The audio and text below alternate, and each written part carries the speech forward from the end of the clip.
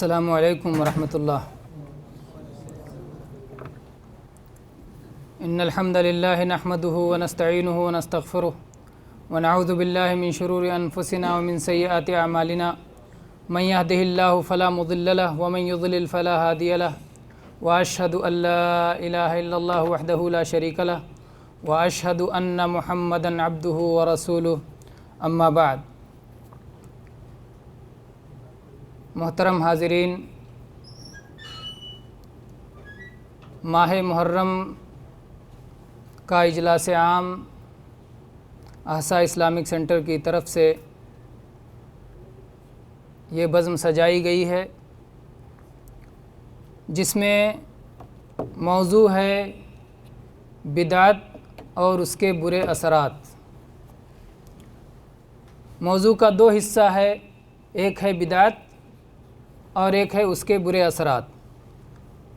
ابھی آپ نے وہ خطبہ سنا جو نبی کریم صلی اللہ علیہ وسلم عام طور پر اپنے بیان سے پہلے، اپنے خطاب سے پہلے، اپنی تقریر سے پہلے، اپنی گفتگو سے پہلے پڑھا کرتے تھے، اور اس خطبے میں آپ نے سنا کہ نبی صلی اللہ علیہ وسلم بدعت کا بھی ذکر کیا کرتے تھے۔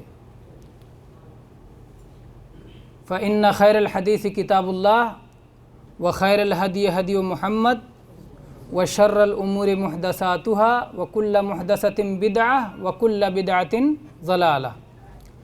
تو یہ بار بار اللہ کے نبی صلی اللہ علیہ وسلم کہتے تھے کہ سب سے بہترین کتاب اللہ کی کتاب ہے،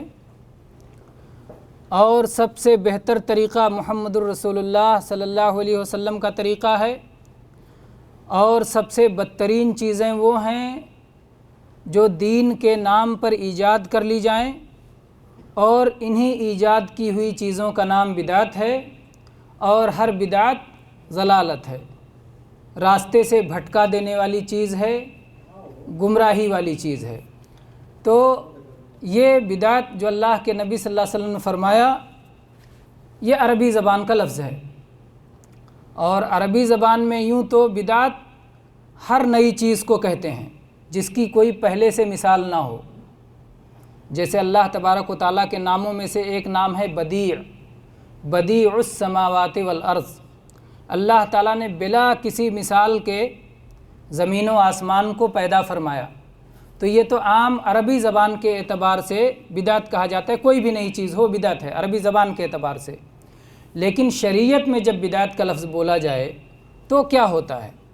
کیا شریعت میں بھی ہر چیز کو بدعت کہتے ہیں؟ نہیں، ایسی بات نہیں ہے۔ شریعت میں کہتے ہیں بدعت اس چیز کو جو دین کے اندر ایجاد کیا جائے، دین کے اندر کوئی ایسی چیز جو شرعی طریقہ جیسا ہو، اور اس پر چلنے کا مقصد بھی وہی ہو جو شرعی طریقے پر چلنے سے ہوتا ہے۔ جیسے شرعی طریقہ ہے صلاۃ پڑھنا، صوم رکھنا، حج کرنا، زکوٰۃ دینا، یہ سب شرعی طریقہ ہے۔ اب اسی طریقے جیسی کوئی چیز بنائی جائے، اس کا مقصد آپ کا کیا ہے؟ اس شرعی طریقے کا اللہ کی رضا حاصل ہو، اللہ کی جنت حاصل ہو۔ تو اگر کوئی ایسے کام کیا جائے جو اسی جیسے لگے اور اس کا مقصد بھی اسی جیسا ہو، تو وہ بدعت قرار پائے گی، گویا وہ دین کی چیز ہے۔ اب ایک ایک چیز کو دیکھتے ہیں۔ اس میں کیا کہا گیا؟ دین میں ایجاد کی ہوئی کسی چیز کا نام ہے بدعت، دین میں، یعنی اگر دین میں نہ ہو، دنیاوی چیز ہو، جیسے نئی بستیاں بسائی جائیں، نئی سواریاں پیدا کی جائیں، نئی مشینیں بنائی جائیں، نئے ذرائع اختیار کیا جائیں، تو یہ چونکہ دین کی چیزیں نہیں ہیں تو اس لیے ان کو دینی بدعت نہیں کہا جائے گا۔ عربی زبان کے اعتبار سے تو بدعت ہو سکتا ہے، لیکن شریعت نے جس چیز کو گمراہی کہا ہے، نبی صلی اللہ علیہ وسلم کے طریقوں میں کسی نئی چیز کا ایجاد کرنا، اس کو شریعت نے گمراہی کہا ہے، اس میں سے وہ نہیں ہوگا۔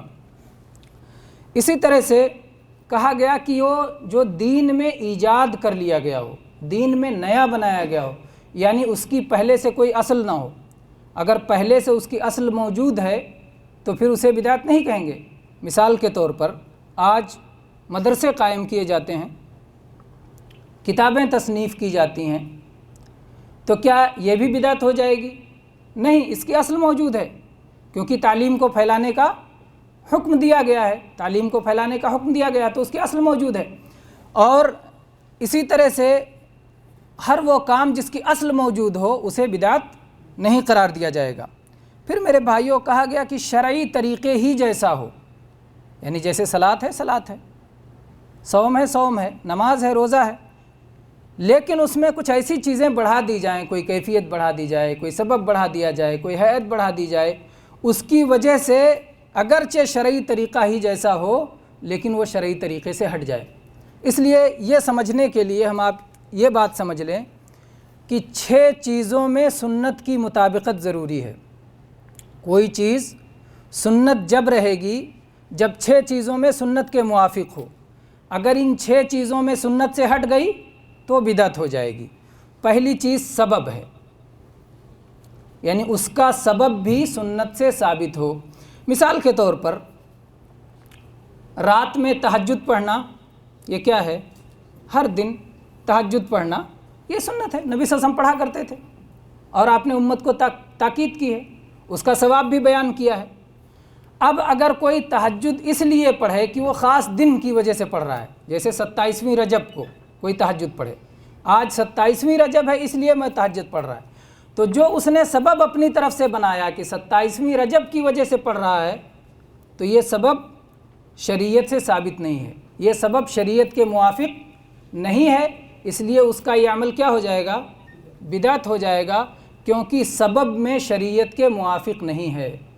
جو وجہ شریعت نے دی ہے، وجہ بھی شریعت سے ثابت ہونا چاہیے، کسی بھی عمل کی وجہ، کسی بھی عمل کا سبب شریعت سے ثابت ہونا چاہیے۔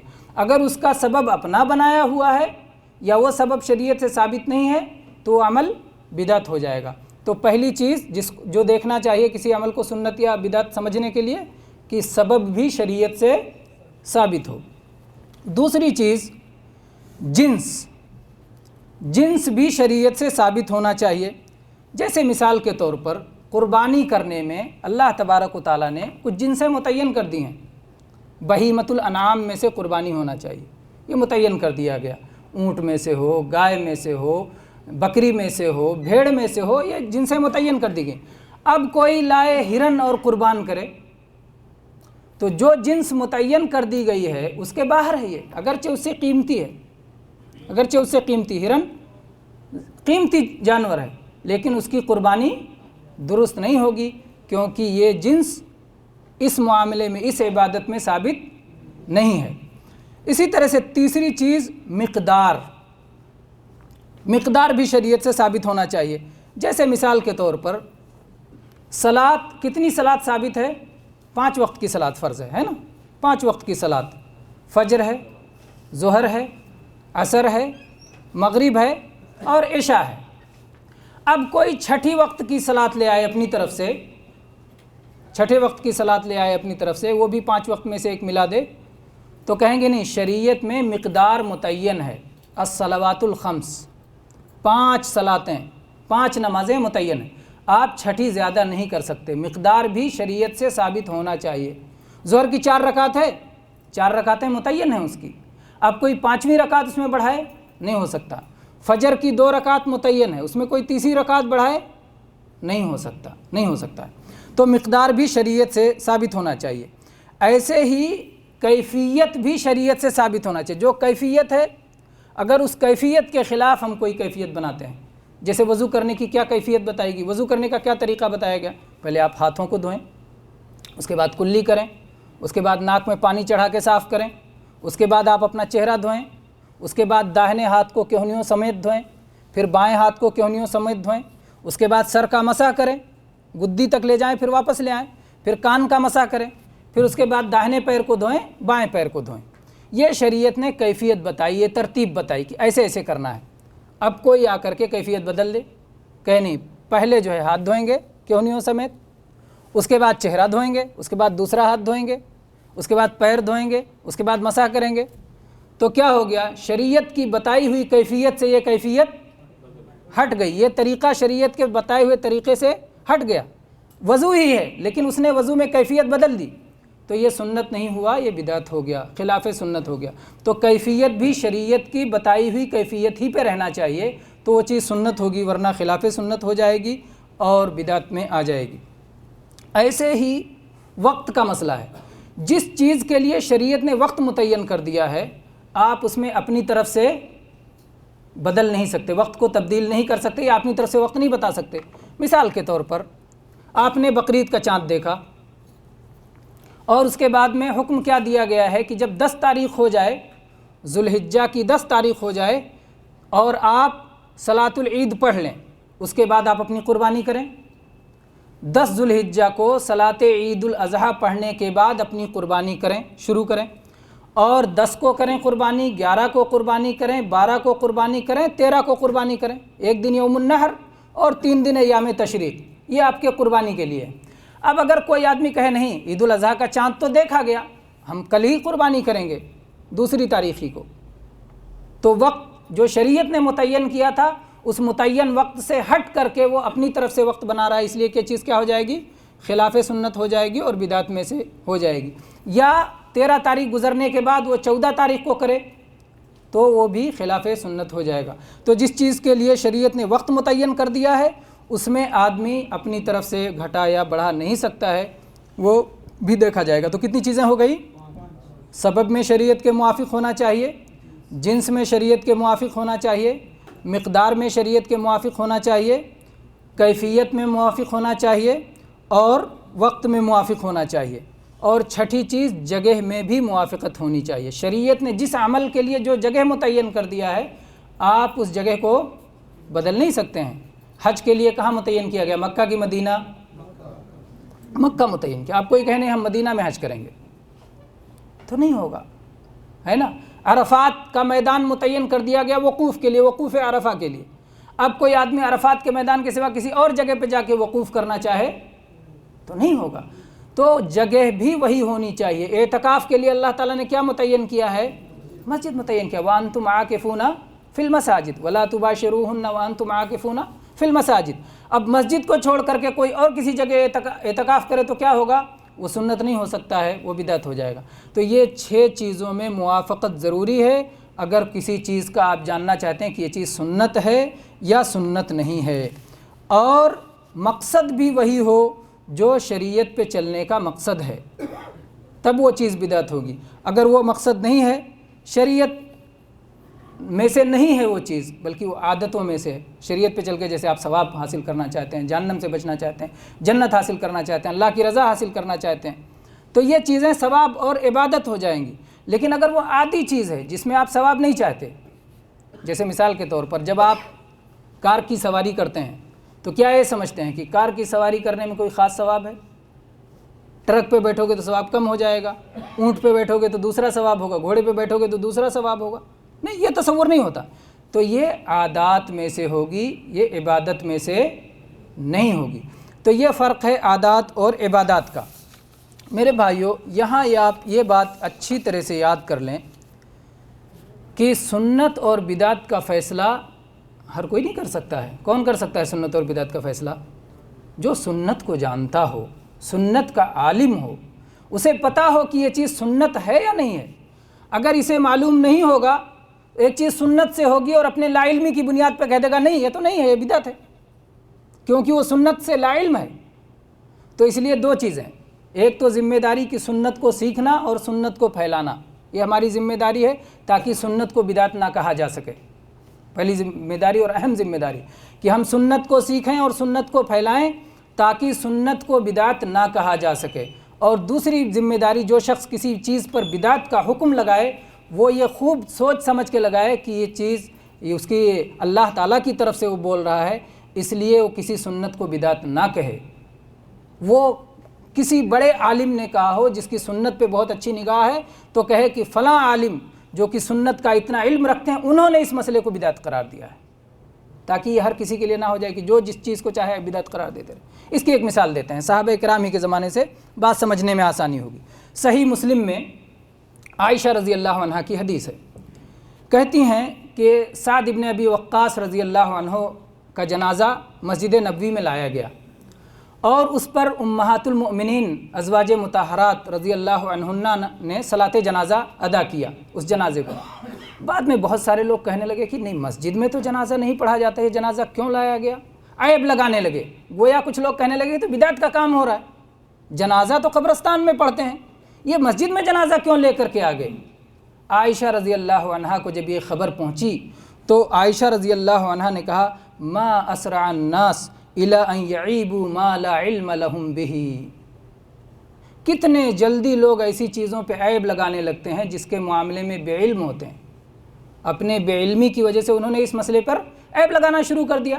تو یہ ان کی بے علمی کا نتیجہ تھا، کیونکہ وہ نہیں جانتے تھے کہ مسجد میں پڑھنا بھی نبی صلی اللہ علیہ وسلم کی سنت ہے۔ پھر عائشہ رضی اللہ عنہ نے بتایا، کہا واللہ ما صلی رسول اللہ صلی اللہ علیہ وسلم علی سہیل ابن بیضاء واخیہ الا فی جوف المسجد، اللہ کے نبی صلی اللہ علیہ وسلم نے بیضاء کے دونوں بیٹے سہل اور سہیل دونوں کا جنازہ مسجد کے اندر ہی تو پڑھا تھا۔ اللہ کے نبی صلی اللہ علیہ وسلم نے بیضاء کے دونوں بیٹے سہل اور سہیل دونوں کا جنازہ مسجد میں تو پڑھا تھا، اور اللہ کے نبی صلی اللہ علیہ وسلم نے جو کام خود کیا ہو وہ بدعت کیسے ہو سکتا ہے؟ وہ عیب لگانے کے قابل کیسے ہو سکتا ہے؟ اس لیے یہ مسئلہ خوب اچھی طرح سمجھ لیں میرے بھائیوں کہ بدعت کہنے میں جلد بازی نہیں ہونا چاہیے، دین کے کسی مسئلے میں جلد بازی نہیں ہونا چاہیے، بلکہ علم کے ساتھ اگر آدمی بولے تو بولے ورنہ خاموش رہے۔ بدعات مذمومہ میں کون کون سی چیزیں آتی ہیں اس کا ایک خلاصہ سامنے رکھ لیتے ہیں۔ چاہے وہ کوئی قول ہو، چاہے فعل ہو، چاہے عقیدہ ہو، اگر وہ سنت کے خلاف ہے تو وہ بدعت ہو جائے گا۔ اسی طرح سے ہر وہ کام جسے شریعت نے منع کیا، روک دیا، اور اس کے باوجود آدمی وہ کام کرے اور اللہ کا ثواب حاصل کرنا چاہے اس کام کر کے، تو وہ بھی بدعت ہو جائے گا۔ ایسے ہی کوئی بھی عقیدہ آدمی ایسا بنائے جس کی شریعت میں دلیل نہ ہو تو بھی عقیدہ بدعت کا عقیدہ قرار پائے گا۔ ایسے ہی کوئی ایسی عبادت کرے جس عبادت کی کوئی صحیح حدیث سے دلیل نہ ہو، کسی ضعیف حدیث سے دلیل ہو یا موضوع حدیث سے دلیل ہو، تو وہ بھی بدعت قرار پائے گی، کیونکہ اللہ کا دین محفوظ ہے، اس لیے صحیح طریقے سے ضرور اللہ کا دین ثابت ہوگا۔ ایسے ہی ہر وہ عبادت جسے اللہ تعالیٰ نے عام رکھا ہے، لوگ اس پہ کوئی اپنی طرف سے قید بڑھا دیں، کوئی کیفیت بڑھا دیں، کوئی وقت بڑھا دیں، کوئی تعداد بڑھا دیں، اس میں کوئی بھی طرح کا اگر اضافہ کر لیا جائے تو اس اضافے کی وجہ سے وہ چیز بدعت قرار پائے گی۔ ایسے ہی دلیل کے بغیر کوئی کسی کام کو مستحب کہہ دے کہ یہ مستحب ہے تو وہ بھی بدعت ہو جائے گی۔ اور ایسے ہی عبادت میں غلو کرنا، اس کو حد سے بڑھا دینا، یہ چیز بھی بدعت قرار پائے گی۔ یہ چیزیں ہیں جو بدعت۔ اب بدعت آپ کو سمجھ میں آ گیا ہوگا کہ بدعت ہے کیا۔ ایک تو 6 چیزوں میں شریعت کے مطابق ہو، اور اسے دین میں ایجاد نہ کیا گیا ہو، اور اس پر چل کر کے اللہ کی رضا مقصود ہو حالانکہ اس کی کوئی دلیل نہ ہو، تو یہ چیز بدعت ہوگی۔ یہ اللہ کی نظر میں اور رسول اللہ صلی اللہ علیہ وسلم کی نظر میں اور صحابہ کرام کی نظر میں انتہائی معیوب چیز ہے۔ اور قرآن پاک میں اللہ تبارک و تعالیٰ نے سورہ مائدہ میں صاف طور پر اعلان کر دیا ہے، الیوم اکملت لکم دینکم واتممت علیکم نعمتی ورضیت لکم الاسلام دینا، کہ آج ہم نے یہ دین مکمل کر دیا، اپنی نعمت تمام کر دی اور دین اسلام کو آپ کے لیے پسند کر لیا۔ جب دین کو اللہ تبارک و تعالیٰ نے مکمل کر دیا ہے، اور کب مکمل کر دیا؟ رسول اکرم صلی اللہ علیہ وسلم کی زندگی میں مکمل کر دیا ہے، تو اب پھر اس میں کسی طرح کی نہ کمی کی جا سکتی ہے اور نہ زیادتی کی جا سکتی ہے۔ تو گویا یہ ایک اصول دے دیا گیا کہ دین مکمل ہے، دین مکمل ہے، اب اس میں نہ کچھ گھٹا سکتے ہیں اور نہ بڑھا سکتے ہیں۔ اسی لیے امام مالک رحمۃ اللہ علیہ فرمایا کرتے تھے کہ جو آدمی بدعت ایجاد کرے، جو آدمی دین میں کوئی نیا کام پیدا کرے، تو وہ گویا یہ سمجھتا ہے کہ جناب محمد الرسول اللہ صلی اللہ علیہ وسلم نے اس دین کو پہنچانے میں معاذ اللہ خیانت کی، معاذ اللہ، کیونکہ یہی ہوا، یا تو آپ اس کو دین کا کام سمجھتے تھے، جانتے تھے، اور اس کے باوجود نہیں بتایا، یہ خیانت ہو گئی، اور یا تو آپ اسے دین تھا اور جانتے ہی نہیں تھے، تو یہ آپ کے علم کی کمی ہو گئی۔ اور یہ ایسا قطعاً دونوں نہیں ہو سکتا ہے کہ نبی صلی اللہ علیہ وسلم دین کا کوئی کام جانتے نہ ہوں اور بعد والے جان جائیں، اور ایسا بھی نہیں ہو سکتا ہے کہ دین کا کوئی کام نبی صلی اللہ علیہ وسلم جانتے تھے اس کے باوجود عمل نہیں کیا، جانتے تھے اس کے باوجود امت کو پہنچایا نہیں، یہ کوئی بھی چیز نہیں ہو سکتی ہے۔ اس لیے میرے بھائیوں، جو بھی نئی چیز ایجاد کی جائے گی وہ اللہ تبارک و تعالیٰ کی ناراضگی کا سبب ہوگی۔ اور صحابہ کرام نے اس بات کی گواہی دی ہے کہ جو بھی خیر کا کام ہے اللہ کے نبی نے اسے ہمیں بتا دیا ہے، اور جو بھی شر کا کام ہے اللہ کے نبی صلی اللہ علیہ وسلم نے اسے ہمیں روک دیا ہے۔ ہر برائی سے آپ روک کے گئے ہیں اور ہر بھلائی کی طرف آپ ترغیب دے کے گئے ہیں۔ ایسے ہی میرے بھائیو، اللہ تبارک و تعالیٰ نے قرآن مجید میں ارشاد فرمایا وَأَنَّ هَذَا صِرَاطِي مُسْتَقِيمًا فَاتَّبِعُوهُ وَلَا تَتَّبِعُوا السُّبُلَ، یہ میری راہ سیدھی راہ ہے، صراط مستقیم ہے، اسی پر چلتے رہو اور دوسری راہوں کی پیروی نہ کرو۔ سیدھے راستے سے جائیں گے اللہ تعالیٰ تک پہنچ جائیں گے، دائیں بائیں ہٹ گئے تو سیدھی راہ سے ہٹ جائیں گے۔ اور یہ دائیں بائیں کون سے راستے ہیں؟ جس کو آدمی راستہ بنائے، گناہ کے راستے نہیں ہیں یہ بدعت کے راستے ہیں۔ کیوں؟ اس لیے کہ گناہ کو کوئی راستہ نہیں بناتا۔ کوئی آدمی شراب پینے کو راستہ بناتا ہے اللہ کی رضا حاصل کرنے کے لیے؟ کوئی آدمی زنا کرنے کو یا چوری کرنے کو اللہ تک پہنچنے کا راستہ بناتا ہے؟ نہیں، گناہ کو کوئی راستہ نہیں بناتا۔ لوگ راستہ بناتے ہیں بدعتوں کو، اللہ کا دین نہیں ہوتا لیکن اس کو راستہ بنا لیتے ہیں،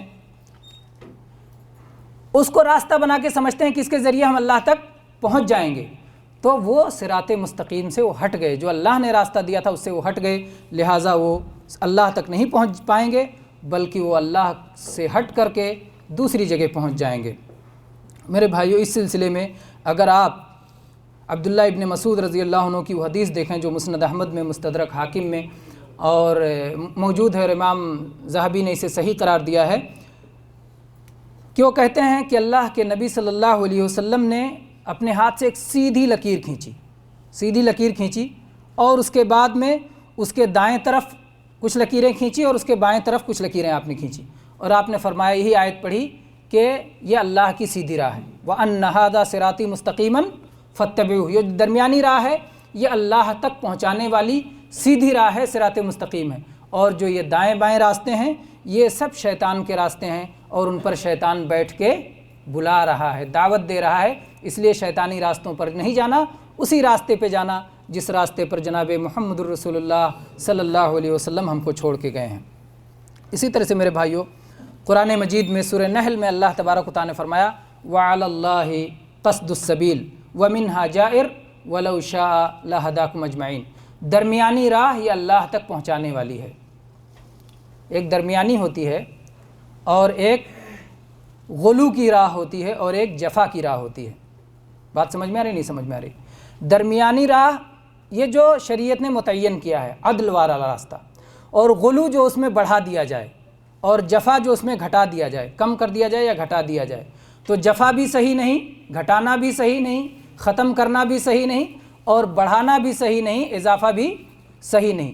تو نہ غلو کر سکتے ہیں نہ جفا کر سکتے ہیں، بلکہ صراط مستقیم پہ قائم رہنے والا ہوگا۔ تو درمیانی راہ یہ اللہ تک پہنچائے گی، اور جو ٹیڑھے میڑھے راستے ہیں وہ اللہ تک نہیں پہنچائیں گے، اور ٹیڑھے میڑھے راستے جیسا کہ میں نے بتایا یہ بدعت ہی کے راستے ہو سکتے ہیں، کیونکہ گناہ کو کوئی راستہ نہیں بناتا، گناہ ہو جاتا ہے، اس کو کوئی راستہ نہیں بناتا اللہ تک پہنچنے کا۔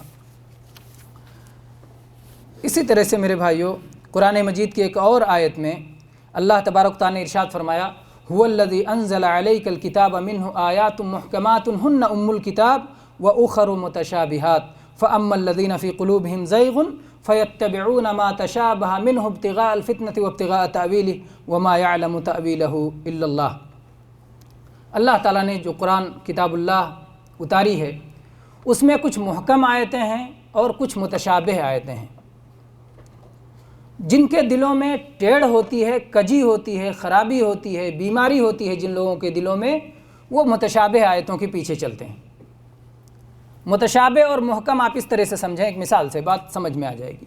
محکم جو صاف صاف جس میں تعویل کی گنجائش نہ ہو، اور متشابہ جس میں تعویل کی اور تفسیر کی گنجائش ہو۔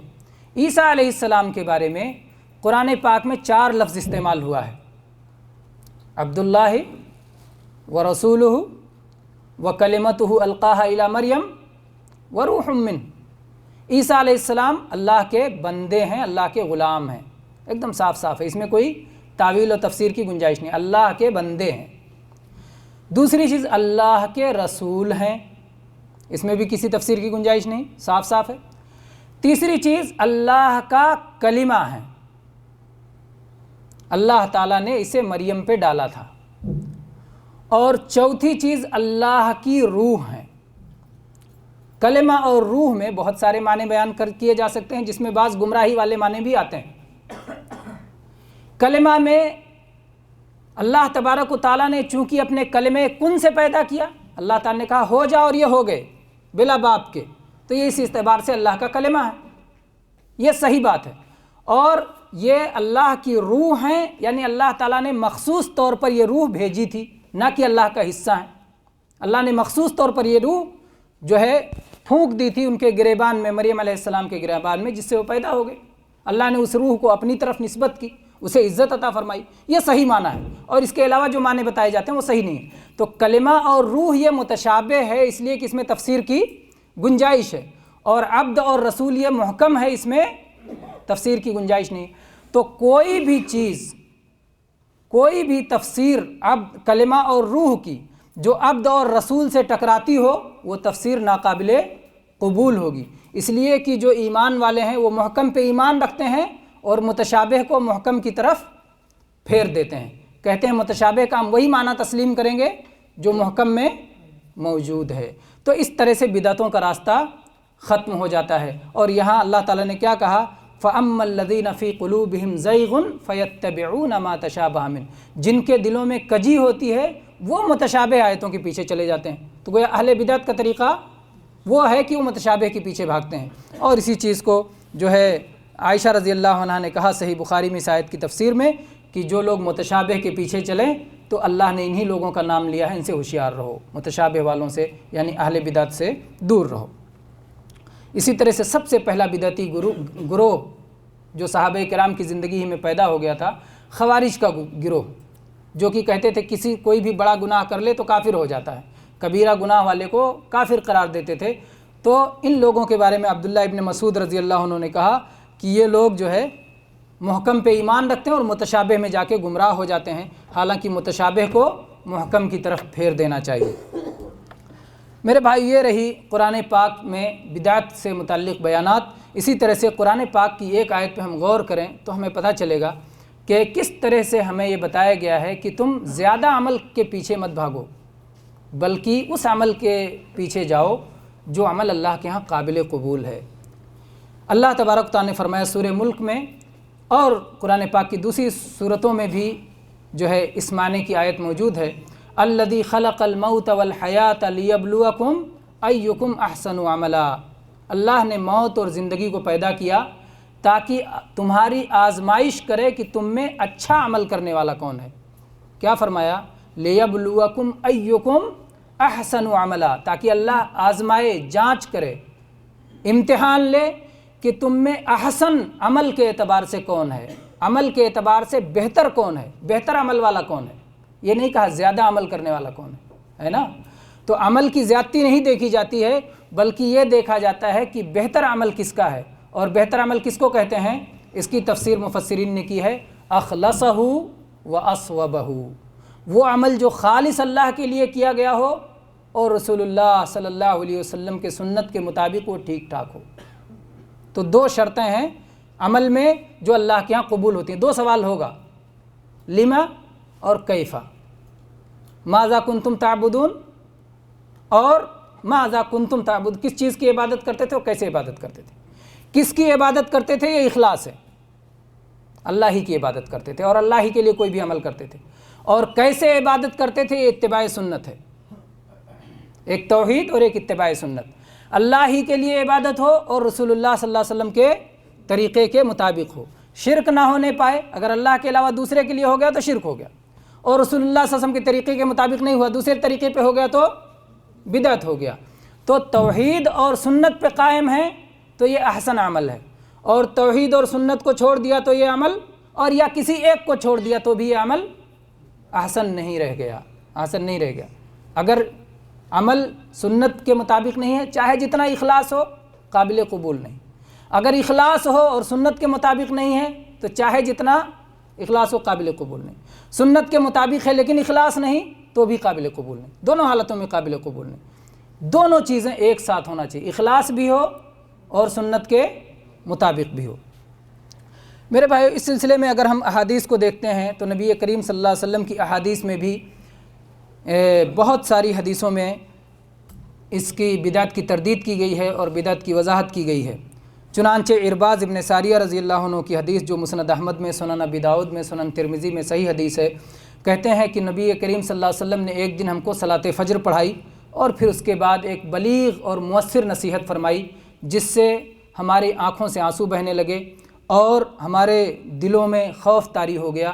اور اس کے بعد میں صحابہ نے کہا کہ اے اللہ کے رسول، یہ ایسا لگتا ہے کسی رخصت کرنے والے کی نصیحت ہو، لہٰذا آپ ہمیں کچھ وصیت فرمائیے۔ اللہ کے نبی صلی اللہ علیہ وسلم فرمایا کہ اللہ تبارک و تعالیٰ سے ڈرتے رہنا اور بات سننا اور ماننا، اگرچہ تمہارا امیر کوئی حبشی غلام ہی کیوں نہ ہو، اور جو تمہارے بعد، میرے بعد جو زندہ رہیں گے وہ بہت سارا اختلاف دیکھیں گے، لہٰذا تم لوگ میری سنت کو اور میرے ہدایت یافتہ خلفائے راشدین کی سنت کو مضبوطی سے تھام لینا اور اسے اپنے دانتوں سے جکڑ لینا اور اپنے آپ کو نئی ایجاد کی ہوئی چیزوں سے بچا کے رکھنا، اس لیے کہ جو چیزیں نئی ایجاد کی جاتی ہیں ان کا نام بدعت ہے اور ہر بدعت گمراہی ہے۔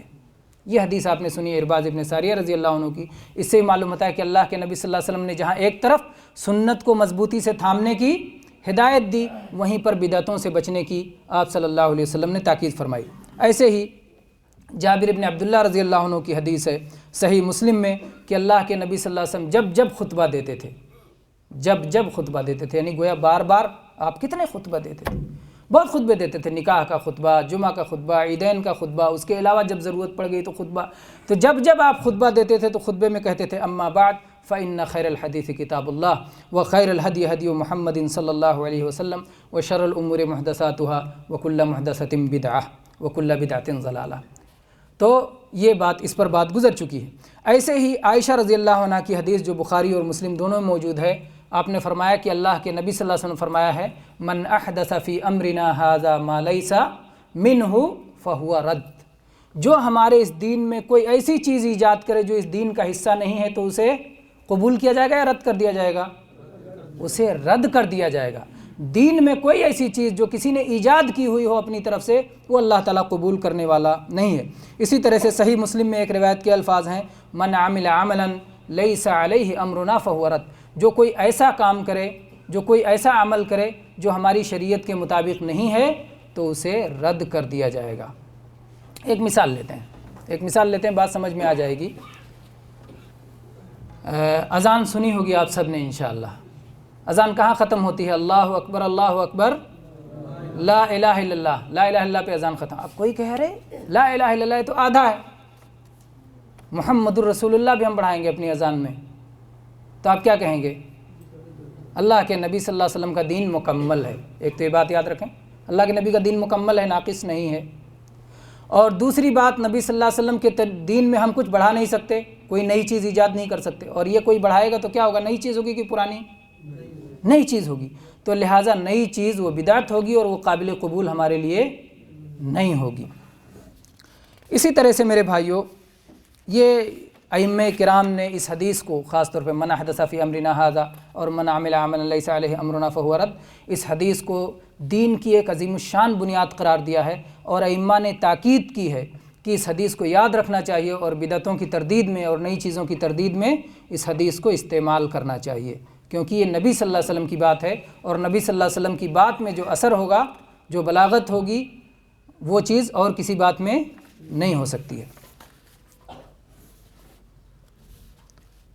اسی طرح سے میرے بھائیوں، بدعت کے تعلق سے ابو ہریرہ رضی اللہ عنہ اور انس رضی اللہ عنہ کی یہ حدیث جو صحیح بخاری صحیح مسلم میں ہے، اللہ کے نبی صلی اللہ علیہ وسلم نے فرمایا فمن رغب عن سنتی فلیس منی، جو میری سنت سے اعراض کرتا ہے، جو میری سنت سے منہ موڑتا ہے، جو میری سنت کو چھوڑ دیتا ہے، اس کا مجھ سے کوئی تعلق نہیں ہے۔ تو یہ اہل بدعت کے لیے کتنی بڑی وعید ہے کہ اگر وہ سنت کو چھوڑ دیتے ہیں اور بدعت کو اختیار کرتے ہیں تو نبی صلی اللہ علیہ وسلم ان سے اپنی بیزاری کا اور اپنی لا تعلقی کا اعلان فرما رہے ہیں۔ ایسے ہی صحابہ کرام کو بھی بدعت سے سخت نفرت تھی، وہ سنت پہ عمل کرنے کے حریص تھے اور بدعتوں سے نفرت رکھتے تھے۔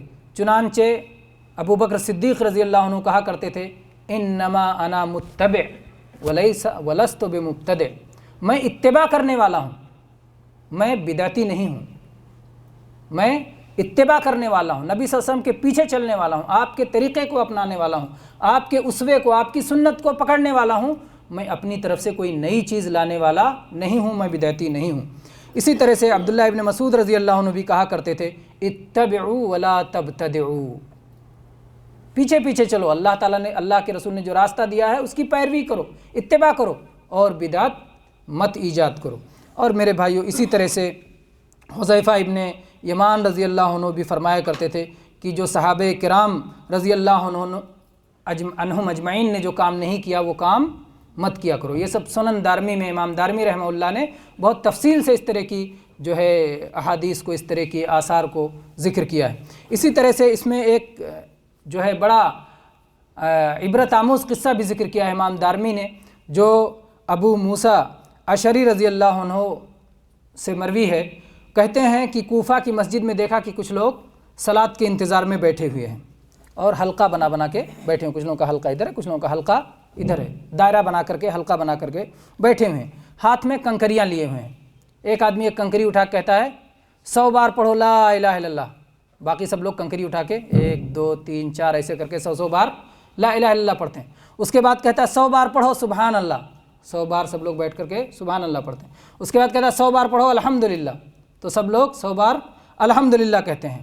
ابو موسیٰ اشعری رضی اللہ عنہ صحابی ہیں، کہتے ہیں کہ یہ مجھے نئی چیز معلوم ہوئی، تو انہوں نے جا کر کے عبداللہ ابن مسعود رضی اللہ عنہ سے ذکر کیا کہ میں نے مسجد میں ابھی ایک نئی چیز دیکھی ہے۔ تو کہا تم نے کیا کیا؟ کہا دیکھنے میں تو وہ کوئی بری بات نہیں لگ رہی ہے، دیکھنے میں ٹھیک ٹھاک لگ رہی ہے۔ کیوں ٹھیک ٹھاک لگ رہی ہے؟ کیونکہ اصل تو اس کا ثابت ہے، ذکر کرنا خیر ہے، ثابت ہے۔ تو صحابی نے ایک چیز کو تو دیکھا کہ اس کی اصل ہے، لیکن کیفیت میں ہٹ گیا، یہ کیفیت میں ہٹا ہوا ہے، تو اس پہ ابو موسیٰ اشعری رضی اللہ عنہ نے اسی وجہ سے حیران ہوئے وہ، لیکن وہ چاہتے تھے کہ عبداللہ بن مسعود رضی اللہ عنہ کے مشورے ہی سے کچھ کریں، جلد بازی انہوں نے نہیں کی، اور عبداللہ بن مسعود رضی اللہ عنہ سے جا کے ذکر کیا۔ عبداللہ بن مسعود رضی اللہ عنہ آئے اور کہا کہ تم لوگ اپنے گناہوں کو گنو، اپنے گناہوں کو شمار کرو، میں ضمانت لیتا ہوں کہ اللہ تبارک و تعالیٰ تمہیں اس کا اجر دے گا، تمہاری کوئی نیکی برباد نہیں ہوگی۔ افسوس اے امت محمد، تم کتنے جلدی گمراہ ہو گئے، ابھی رسول اللہ صلی اللہ علیہ وسلم کے کپڑے بھی بوسیدہ نہیں ہوئے، ابھی آپ کے گھر کے برتن بھی نہیں ٹوٹے، اور یا تو تم لوگوں نبی کریم صلی اللہ علیہ وسلم اور آپ کے صحابہ سے زیادہ ہدایت پر ہو، یا واللہ تم لوگوں نے ایک نیا طریقہ ایجاد کر لیا ہے اور تم نے ظاہر بات ہے ضلالت کا راستہ اختیار کر لیا ہے، اور یہ تو ہو نہیں سکتا کہ وہ صحابہ کرام سے زیادہ ہدایت والے ہو جائیں، تو ظاہر بات ہے کہ انہوں نے ضلالت کا راستہ اختیار کر لیا تھا۔ تو اس طرح سے کہتے ہیں بعد میں کہ یہ وہ لوگ تھے جو بعد میں خوارج جو اہل بدعت تھے ان کے ساتھ اکثر لوگ نظر آئے۔ بہرحال تو یہ بڑی عبرت کی چیز ہے کہ ایک چیز دیکھنے میں، اب یہ کیا عبداللہ ابن مسعود رضی اللہ عنہ کیا انہیں تسبیح کرنے سے روک رہے تھے؟ کیا انہیں لا الہ الا اللہ پڑھنے سے روک رہے تھے؟ اب کوئی کہے کہ تم لوگ سبحان اللہ پڑھنے سے روکتے ہو، لا الہ الا اللہ پڑھنے سے روکتے ہو، اللہ اکبر کہنے سے روکتے ہو، تہجد پڑھنے سے روکتے ہو، نفل پڑھنے سے روکتے ہو، تو اس کا کیا جواب ہے؟ اس کا جواب یہ میرے بھائیو، یہ سعید ابن مسیب، کہاں سے آواز آ رہی ہے؟ بند کر دیں۔ سعید ابن مسیب رحمۃ اللہ علیہ کے اس واقعے سے، جو کہ بڑے مشہور اور عالم دین تابعی ہیں، ان کا یہ واقعہ لے لیں، اس سے آپ کو یہ مسئلہ سمجھنا آسان ہو جائے گا۔ انہوں نے دیکھا کہ طلوع فجر کے بعد ایک شخص 2 رکعتوں سے زیادہ پڑھ رہا ہے۔ فجر سے پہلے کتنی رکعت ہے؟ طلوع فجر کے بعد اور فجر سے پہلے فجر کی 2 رکعت سنت ہے نا۔ ایک آدمی آیا ہے، خوب رکوع سجدہ کر رہا ہے، کئی رکعتیں پڑھتے چلا جا رہا ہے۔ انہوں نے جا کے روکا، سعید ابن مسیب رحمہ اللہ نے جا کے روکا، مت پڑھو۔ تو اس نے کہا کہ ابو محمد، اللہ مجھے صلاۃ پڑھنے پہ عذاب دے گا، میں صلاۃ ہی تو پڑھ رہا ہوں، نماز ہی تو پڑھ رہا ہوں، نماز پہ اللہ تعالیٰ مجھے عذاب دے گا؟ تو کہا نہیں، تمہیں صلاۃ پڑھنے پہ عذاب نہیں دے گا، اللہ تبارک و تعالیٰ تمہیں سنت کی خلاف ورزی پہ عذاب دے گا۔ سمجھ میں آ گئی بات؟ اللہ تعالیٰ تمہیں صلاۃ پڑھنے پہ عذاب نہیں دے گا، سنت کی خلاف ورزی پہ عذاب دے گا۔ تو وہ لا الہ الا اللہ پڑھ رہے تھے، لیکن ایک مخصوص طریقہ بنا کے، حلقہ بنا کر کے، کنکریاں لے کر کے، ایک آدمی کے کہنے کے بعد، یہ سب جو کیفیت انہوں نے بڑھا لی تھی، یہ سب کیا تھی؟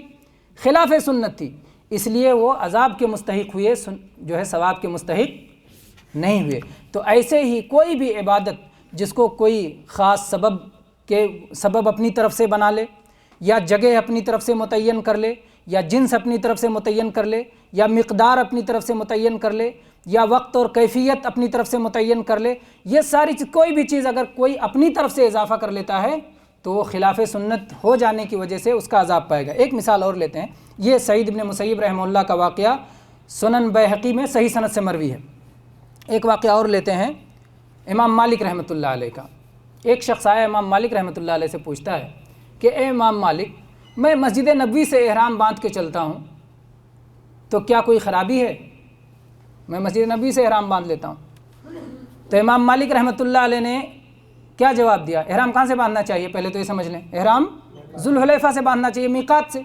اور اللہ کے نبی صلی اللہ علیہ وسلم مدینہ ہی سے عمرہ یا حج کرنے نکلے تھے، اور آپ نے کبھی مسجد نبوی سے احرام نہیں باندھا، آپ نے میقات پہنچ کر کے ذوالحلیفہ ہی پہ احرام باندھا، اور یہ آدمی آپ سے چند کلومیٹر کے فاصلے پر پہلے باندھ لینا چاہتا ہے، احرام باندھ لینا چاہتا ہے۔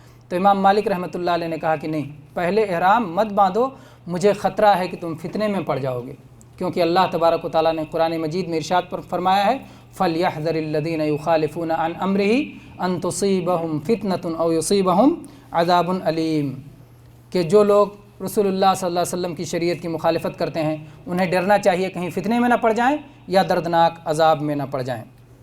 تو میرے بھائیو، یہ چند مثالیں آپ کے سامنے آ گئیں کہ بدعت جو ہے کیسے ہوتی ہے، اور اہل بدعت کو کیسے آپ جواب دے کر کیسے سمجھا سکتے ہیں۔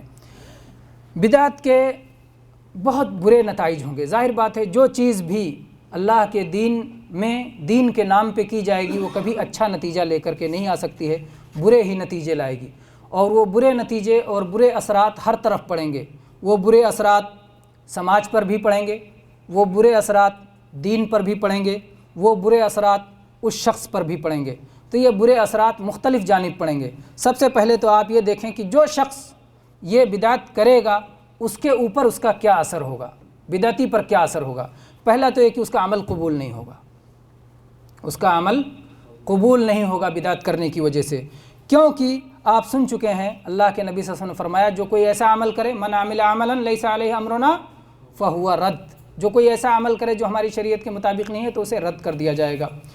اور اسی طرح سے اللہ کے نبی صلی اللہ علیہ وسلم کی ایک اور حدیث ہے کہ آپ نے فرمایا کہ میری امت میں ایک قوم پیدا ہوگی جو قرآن تو پڑھیں گے لیکن قرآن ان کے حلق سے نیچے نہیں اترے گا، بہت اچھی صلاۃ پڑھیں گے، تم اپنی صلاۃ کے سامنے ان کی صلاۃ کے سامنے اپنی صلاۃ کو کچھ نہیں سمجھو گے، ان کے صوم کے سامنے اپنی صوم کو کچھ نہیں سمجھو گے، ان کی تلاوت کے سامنے اپنی تلاوت کو کچھ نہیں سمجھو گے ارے یہ تو اتنے تلاوت کرنے والے، اتنے قرآن پڑھنے والے، اتنے راتوں کو جاگنے والے، اور اتنے صوم رکھنے والے، اتنے عبادت گزار ہیں، کچھ نہیں سمجھو گے۔ لیکن وہ لوگ جو کچھ یہ کریں گے یہ سب ان کے خلاف جائے گا، وہ ان کے حلق سے آگے نہیں جائے گا، وہ اسلام سے ایسے ہی نکل جائیں گے جیسے شکار سے تیر نکل جاتا ہے۔ جب شکار تیر پہ مارا جائے تو کبھی کبھی شکار سے ٹکرا کر کے تیر باہر نکل جاتا ہے اور آپ ڈھونڈتے رہو کہ تیر کب لگ کے نکلا اور کہاں خون لگا ہوا ہے اور کتنا حصہ شکار کا تیر پہ لگا ہوا ہے، تو یہ حالت ہو جاتی ہے۔ تو وہ ایسے نکل جائیں گے جیسے تیر شکار سے نکل جاتا ہے، اسلام سے ان کا کوئی حصہ نہیں رہے گا۔ تو میرے بھائیو، اب آپ کے سامنے مسئلہ آیا کہ جو بدعت کرے گا اس کا عمل اللہ کے ہاں قبول نہیں ہوگا۔ اس کی دو حالت ہو سکتی ہے، ایک تو وہ عمل جس میں بدعت کر رہا ہے وہ قبول نہ ہو، بدعت والا عمل، اور ایک تو یہ کہ اس کا کوئی بھی عمل قبول نہ ہو، زندگی بھر کا کوئی بھی عمل قبول نہ ہو، دونوں معنی بنتا ہے۔ لیکن ساری احادیث کو جمع کر کے جو صحیح معنی معلوم ہوتا ہے وہ یہ ہے کہ اگر بدعت ایسی ہو جس کی وجہ سے آدمی کافر ہو رہا ہے، اگر بدعت ایسی ہو جس کی وجہ سے آدمی اسلام سے باہر نکل جا رہا ہے، کافر یا مشرک ہو رہا ہے، تب اس کا کوئی عمل قبول نہیں ہوگا، اس لیے کہ کافر اور مشرک کا کوئی عمل اللہ کے ہاں قابل قبول نہیں ہے۔ اور اگر بدعت ایسی ہو جس کی وجہ سے فسق ہو رہا ہے، کفر نہیں ہو رہا ہے، صرف گناہ کا کام ہو رہا ہے، تو گناہ میں صرف وہی بدعت کا کام ناقابل قبول ہوگا، جس کام میں بدعت آ گیا ہے وہ کام ناقابل قبول ہوگا، باقی جو کام بدعت سے خالی ہیں، سنت کے مطابق ہیں، وہ کام قابل قبول ہوں گے اگر اس کے یہاں شرک نہیں ہے تو۔ میرے بھائیو، دوسرا برا نتیجہ یہ ہوتا ہے بدعت کا کہ بدعتی کو توبہ کی توفیق نہیں ملتی، اور جو ہے عام توفیق سے بھی وہ محروم ہو جاتا ہے، کیونکہ اللہ تبارک و تعالیٰ نے توفیق کے لیے یہ شرط لگائی ہے کہ آدمی اللہ کی رسی کو مضبوط پکڑ لے۔ وَمَن يَعْتَصِم بِاللَّهِ فَقَدْ هُدِيَ إِلَىٰ صِرَاطٍ مُسْتَقِيمٍ، جو لوگ اللہ تعالیٰ کے دین کو مضبوط تھام لیتے ہیں اللہ انہیں صحیح راستہ دکھاتا ہے۔ تو جب اس نے اللہ کے دین کو معمولی سمجھا اور اپنے عقل کی وجہ سے یا اپنے خوابوں کی وجہ سے یا اپنے بڑوں کی باتوں کی وجہ سے یا اپنی جو ہے سوجھ بوجھ کو آگے کر کے یا کسی بھی انداز میں اس نے نئی چیز کو دین بنا کر کے اس پہ عمل کرنا شروع کر دیا تو یہ اللہ کی توفیق سے محروم ہو گیا۔ اور یہاں وہ آیت بھی یاد کر لیں جو آیت پہلے پڑھی گئی، فَلْيَحْذَرِ الَّذِينَ يُخَالِفُونَ عَنْ أَمْرِهِ أَن تُصِيبَهُمْ فِتْنَةٌ أَوْ يُصِيبَهُمْ عَذَابٌ أَلِيمٌ، جو رسول اللہ صلی اللہ علیہ وسلم کے طریقے کی مخالفت کرتے ہیں وہ انہیں فتنہ میں پڑنے کا خطرہ ہے اور اللہ کے دردناک عذاب میں پڑنے کا خطرہ ہے۔ اور ایسے ہی یہ اللہ سے دور ہوتے چلے جاتے ہیں، کیونکہ جب وہ دین پہ چلتے ہیں تو اللہ سے قریب ہوتے ہیں، سنت پہ چلتے ہیں تو اللہ سے قریب ہوتے ہیں، تو جب سنت کو چھوڑ کے بدعت اپنا لیتے ہیں تو اللہ سے دور ہٹتے چلے جاتے ہیں۔ ایسے ہی میرے بھائیوں یہ عزت کے بجائے ذلت ان کا مقدر ہو جاتی ہے۔ کیوں؟ عزت اللہ نے کس کے لیے رکھا ہے؟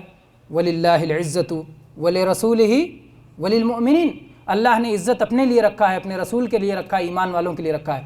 تو جب یہ اللہ اور اس کے رسول کا طریقہ چھوڑ کر کے، سنت کا طریقہ چھوڑ کر کے بدعتوں کو اپناتے ہیں تو یہ عزت سے بھی دور ہوتے جاتے ہیں اور دنیا اور آخرت دونوں جگہ ان کے لیے ذلت مقدر ہو جاتی ہے۔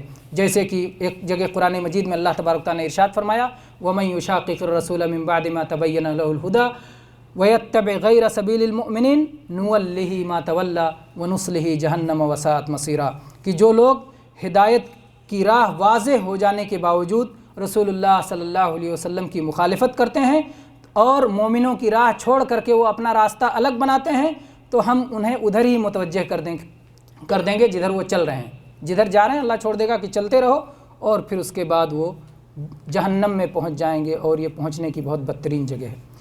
ایسے ہی میرے بھائیوں بدعت کی ایک نحوست یہ بھی ہے کہ جب قیامت کا دن ہوگا، محشر کا میدان ہوگا، سارے لوگ پیاسے رسول اللہ صلی اللہ علیہ وسلم کے حوض پہ پہنچیں گے پانی پینے کے لیے، تو اہل بدعت کو روک دیا جائے گا۔ رسول اللہ صلی اللہ علیہ وسلم کے ہاتھ سے حوض کوثر سے پانی پینے کی انہیں اجازت نہیں دی جائے گی اور وہاں سے ہٹا دیا جائے گا۔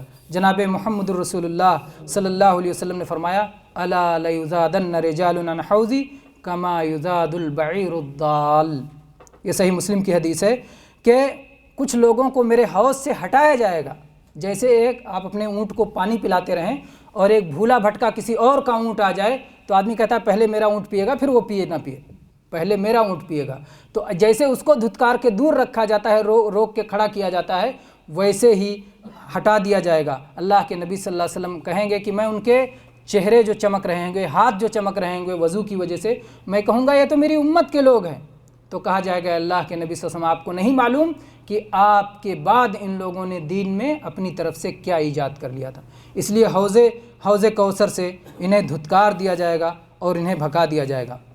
اسی طرح سے میرے بھائیوں ان پر اتنا بوجھ پڑ جائے گا جو بوجھ ناقابل برداشت ہوگا، اس لیے کہ جیسے ایک آدمی سنت پہ چلتا ہے تو سنت پہ چلنے کا اس کا اپنا ثواب ہوتا ہے، پھر اس کو دیکھ کر کے جو لوگ سنت اپناتے ہیں یا جن کو سنت کی طرف بلاتا ہے ان سب کا ثواب اسے ملتا ہے۔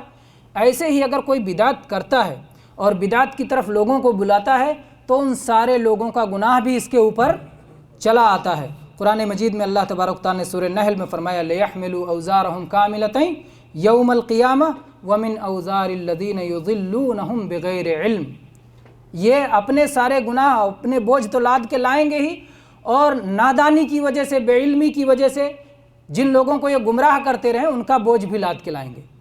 تو یہ بوجھ کیسے یہ اٹھا سکتے ہیں؟ یہ بہت بڑی چیز ہوگی۔ ایسے ہی صحیح مسلم میں اللہ کے نبی صلی اللہ علیہ وسلم نے فرمایا کہ جو آدمی اسلام میں کوئی برا طریقہ ایجاد کرتا ہے تو اس کا بھی گناہ اسے لکھا جائے گا، اور جو لوگ اس پر چلتے رہیں گے قیامت تک ان کا بھی گناہ اس کے اوپر جائے گا۔ اسی طرح سے میرے بھائیوں یہ میں نے بات پہلے بھی کہی کہ توبہ کی توفیق، ایک تو توفیق ہی نہیں ملتی کسی چیز میں، اور دوسرے خاص طور پہ توبہ کی توفیق نہیں ملتی۔ توبہ کی توفیق کیوں نہیں ملتی؟ اس لیے کہ جب آدمی اسے دین سمجھتا ہے، اس کو کار ثواب سمجھتا ہے تو اس سے توبہ کرے گا، ایک آدمی چور ہے، چوری کرتا ہے، اس کو گناہ سمجھتا ہے تو توبہ کر لے گا، زنا کرتا ہے اسے توبہ کر لے گا، شراب پیتا ہے توبہ کر لے گا. لیکن ایک آدمی اسے دین سمجھتا ہے کہ اس میں اتنا اتنا ثواب ہے، اس میں جنت کا اتنا اتنا درجہ ہے، بھلے وہ اپنے طرف سے بنا کے رکھا ہے یا کسی نے اس کے لیے بنا دیا ہے، تو اسے وہ کیسے توبہ کرے گا؟ نہیں توبہ کرے گا. تو اس لیے عام طور پر اہل بدعت کو توبہ کی توفیق نہیں ہوتی، لیکن کبھی کبھی اللہ تبارک و تعالیٰ کے فضل سے ان کو بھی، اللہ کی رحمت سے، اللہ کا کرم جس بندے پہ ہو جائے تو اللہ انہیں بھی توفیق دیتا ہے اور وہ سنت کو اپنا لیتے ہیں بدعتوں کو چھوڑ کر. اس لیے بدعتی کا توبہ کیسے ہوگا یہ جاننا بھی ہمیں چاہیے، جاننا چاہیے کہ بدعتی کیسے توبہ کرے گا. آئیے دیکھتے ہیں قرآن مجید میں اللہ تبارک و تعالیٰ نے ان لوگوں کے لیے جو حق بات کو چھپاتے ہیں، بیان نہیں کرتے، ان کی توبہ کا ذکر کیا ہے اور کس انداز میں ذکر کیا ہے، اور اس سے ہم اندازہ لگائیں گے کہ بدعتی کیسے توبہ کرے گا. اللہ تبارک و تعالیٰ نے سورہ بقرہ میں ارشاد فرمایا، ان الذین یکتمون ما انزلنا من البینات والہدی من بعد ما بیناہ للناس فی الکتاب اولئک یلعنهم اللہ ویلعنهم اللاعنون الا الذین تابوا واصلحوا وبینوا فاولئک اتوب علیہم وانا التواب الرحیم. جو لوگ ہماری نازل کی ہوئی ہدایتوں کو اور روشن دلیلوں کو اس کے بعد کہ ہم نے لوگوں کے لیے کتاب میں اسے کھول کھول کے بیان کر دیا ہے چھپاتے ہیں، تو ایسے لوگوں پر اللہ کی بھی لعنت ہے اور لعنت کرنے والوں کی بھی لعنت ہے، سوائے ان لوگوں کے جو توبہ کر لیں. الا الذین تابوا، جو توبہ کر لیں. توبہ عربی زبان کا لفظ ہے، اس کے معنی کیا ہوتا ہے؟ واپس پلٹانا. واپس پلٹاؤ اللہ کی طرف، ہے نا، ابھی جا رہے تھے ادھر پھر لوٹ کے اللہ کی طرف آ جاؤ. تو واپس اللہ کی طرف جو لوٹ کے آ جائیں اپنے گناہ کو چھوڑ کر کے، یا اپنے اس عمل کو چھوڑ کر کے، اپنی اس حرکت کو چھوڑ کر کے جو واپس آ جائیں اللہ کی طرف، رجوع کر لیں. تو الا الذین تابوا واصلحوا، اور اپنی اصلاح کر لیں، درست ہو جائیں. یہ نہیں کہ ابھی لوٹ کے آئے پھر چلے گئے واپس، پھر لوٹ کے آئے پھر چلے گئے، پھر لوٹ کے آئے پھر چلے گئے واپس، تو کھیل ہو گیا. یا پھر زبان سے ایسے ایسے کریں اور چھوڑیں بھی نہیں اس کو، اللہ کی طرف واپس آنا کہاں ہوا، زبان سے توبہ توبہ، تو یہ نہیں.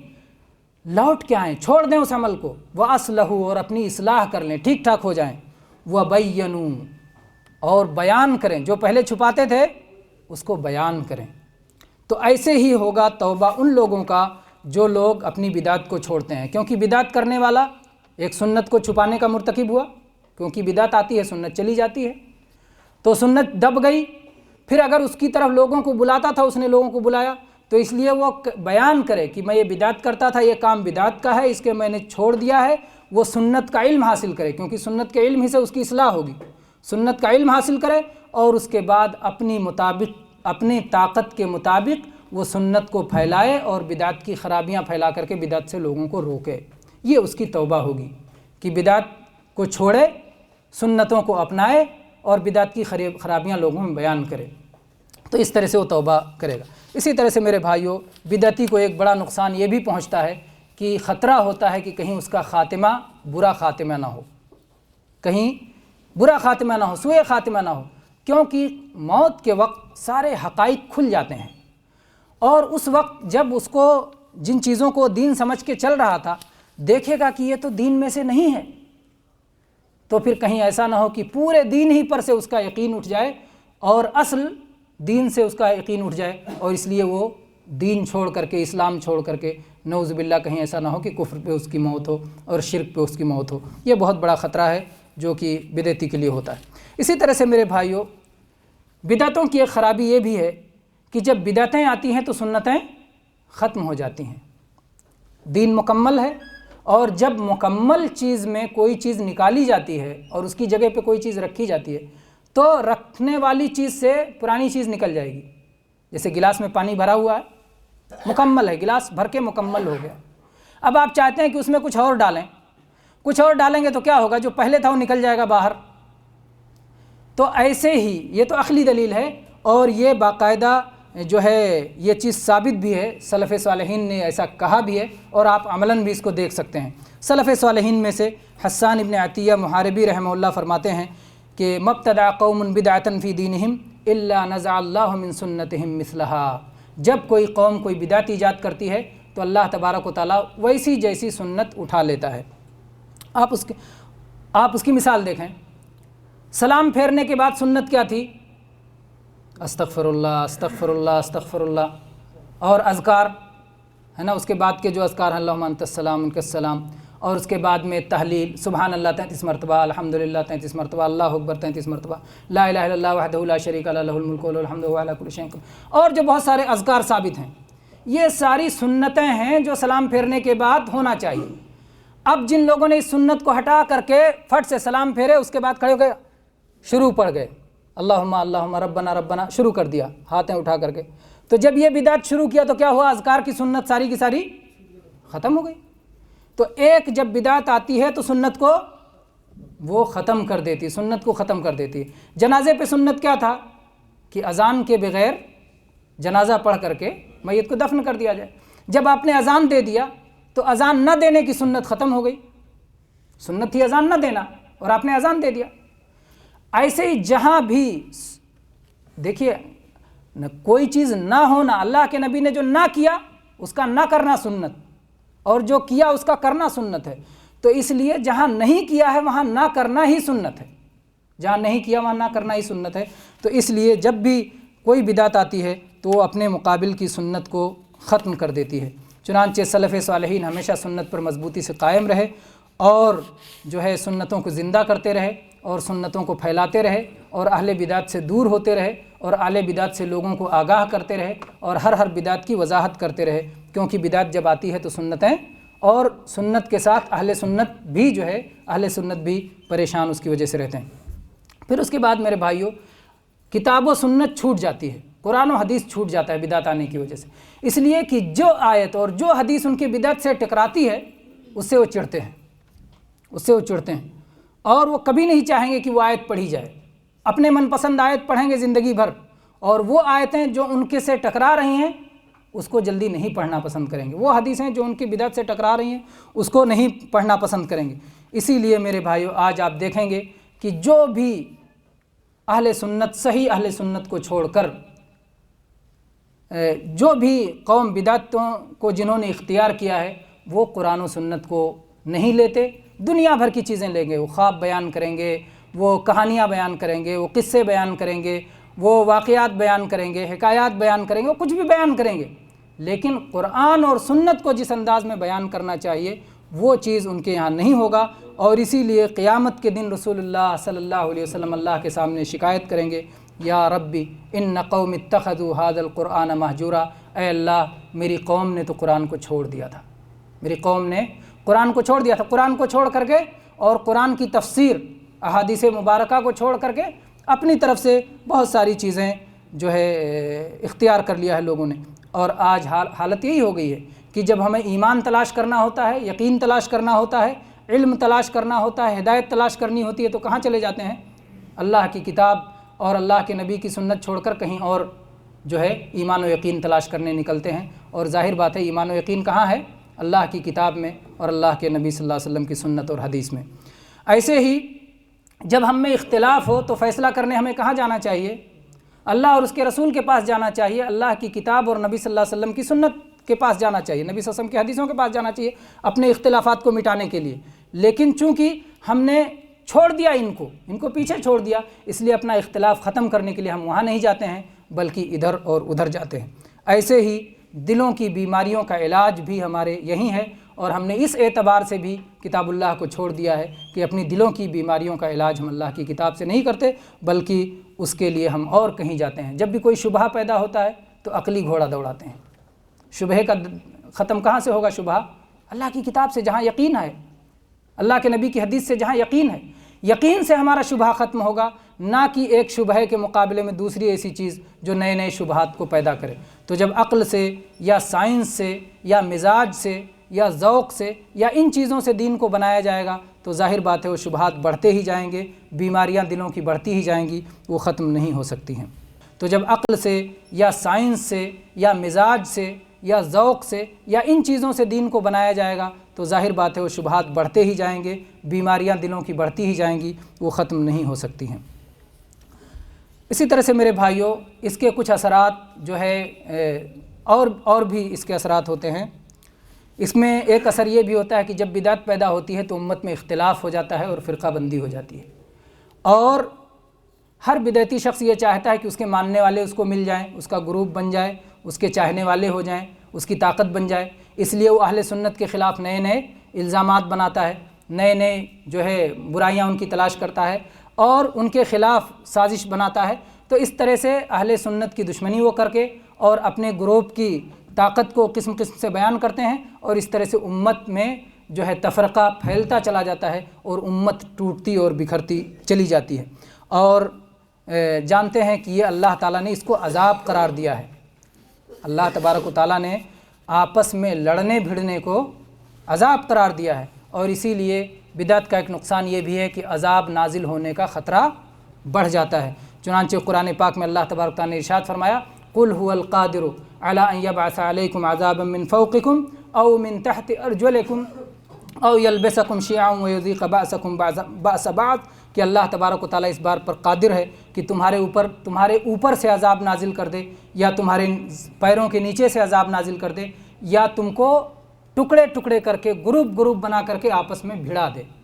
اور چنانچہ آپ دیکھ رہے ہیں کہ آج دشمنان اسلام نے کس انداز سے اس کمزوری کو، مسلمانوں کی اس کمزوری کو پا لیا ہے، اور آج دشمنان اسلام ہر جگہ مسلمانوں کو تقسیم کر کے یہ اس فرقے کا ہے اور یہ اس فرقے کا ہے اور اس گروپ کا ہے اور اس گروپ کا ہے، فرقے کر کے مسلمانوں کو آپس میں بھڑا دیا ہے، لڑا دیا ہے۔ اگر یہ سارے مسلمان اللہ کی کتاب کی طرف لوٹ جائیں، اللہ کے نبی صلی اللہ علیہ وسلم کی حدیثوں کی طرف لوٹ جائیں، بھلے ہی مسائل میں اختلاف ہو، اس کے باوجود ایک رہیں، کیونکہ میں بھی اللہ کی کتاب ہی سے لیتا ہوں، میں بھی اللہ کے نبی کی حدیث ہی سے لیتا ہوں، اگرچہ میری اور آپ کی سمجھ میں فرق ہے، میرے اور فہم کا فرق، یہ اللہ کے ہاں فہم کا فرق قابل قبول ہوگا کہ وہاں بندہ کہے گا اے اللہ میں تیرے نبی کے دین پہ چلنا چاہتا تھا، لیکن مجھ کو یہی بات سمجھ میں آئی، وہ اللہ کے ہاں معذور ہوگا۔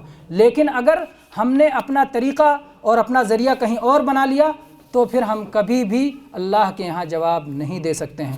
تو میرے بھائیو، یہ کچھ بدعات کے اثرات تھے جس کو کہ مختصر انداز میں آپ کے سامنے رکھا گیا۔ اللہ تبارک و تعالیٰ سے دعا ہے کہ اللہ تبارک و تعالیٰ ہم سب کو بدعتوں سے محفوظ رکھے تاکہ ہمارے اعمال قبول ہوں۔ اللہ تبارک و تعالیٰ ہم سب کو نبی کریم صلی اللہ علیہ وسلم کے حوض سے پانی پینے کا موقع نصیب فرمائے۔